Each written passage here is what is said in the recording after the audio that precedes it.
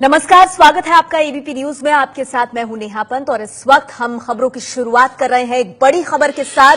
अंग्रेजी अखबार द हिंदू ने यह खुलासा किया है कि भारतीय सेना ने जुलाई 2011 में एलओसी पार करके जिंजर में पाकिस्तानी सैनिकों को सबक सिखाया था। जी हां, जिंजर ऑपरेशन पाकिस्तानी सेना की उस कार्रवाई के जवाब में किया गया था जिसमें 6 भारतीय सैनिक शहीद हो गए थे।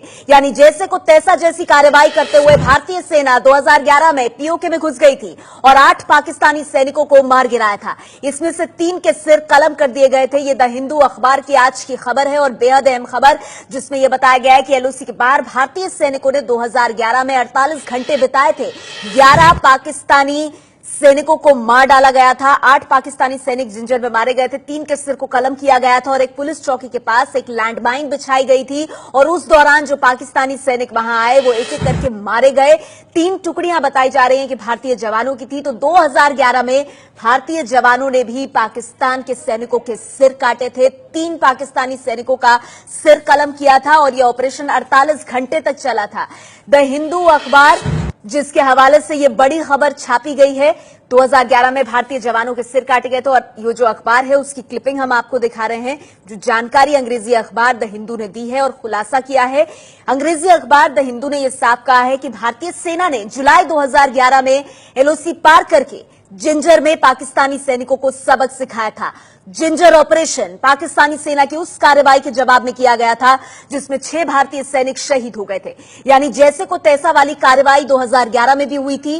भारतीय सेना पीओके में घुस गई थी और 8 पाकिस्तानी सैनिकों को मार गिराया था। इसमें से 3 के सिर कलम कर दिए गए थे। इतना ही नहीं, कटे हुए सिर, उनके हथियार और बैज साथ लेकर गए थे भारतीय सैनिक। तो पुलिस चौकी के पास भारतीय जवानों ने माइंस बिछाई थी। 2011 का यह ऑपरेशन, जिसकी जानकारी अंग्रेजी अखबार द हिंदू ने दी है और इस अखबार की रिपोर्ट के मुताबिक 4 पाकिस्तानी सैनिक माइंस वाली जगह पहुंचे थे और तब वहां धमाका हुआ था जिसमें पाकिस्तानी सैनिक मारे गए थे। 3 पाकिस्तानी सैनिकों का सिर कलम किया गया था। आपको बता दें, द हिंदू अखबार से पत्रकार विजेता सिंह हमारे साथ इस वक्त फोन लाइन पर जुड़ गई हैं और ये उन्हीं की खबर है। विजेता जी, मैं सबसे पहले आपसे जानना चाहूंगी, जो अभी सर्जिकल स्ट्राइक हुई है जिसमें पाकिस्तान को मुंहतोड़ जवाब दिया गया, उसके बाद ये कहा जा रहा है कि ये पहली बार इस तरह का बड़ा कदम भारत की तरफ से पाकिस्तान के खिलाफ उठाया गया है। लेकिन आपकी रिपोर्ट ये कहती है कि 2011 में भी भारतीय सेना एलओसी पार करके 8 पाकिस्तानी सैनिकों को मारकर आई थी। जी, मैं ये तो नहीं जानती कि ये अभी इस बार अनाउंस क्यों किया गया, पिछली बार अनाउंस क्यों नहीं किया गया था। बट जैसा कि आपने देखा, हमारे अखबार ने प्रॉपर एविडेंस के साथ और प्रॉपर फोटोज के साथ ये प्रूव किया है कि ये पहले भी हो चुका है। और ये जो अटैक था ऑन पाकिस्तानी पोस्ट पे, ये एक रिटेलिएटरी अटैक था क्योंकि हमारे 2 जवानों का सर कलम, जैसे आपने बताया, सर कलम इन्होंने ये करके गए थे जब पाकिस्तानी आर्मी ने बैट एक्शन टीम जो आई थी। तो ये उसका रिवेंज था एक तरह से।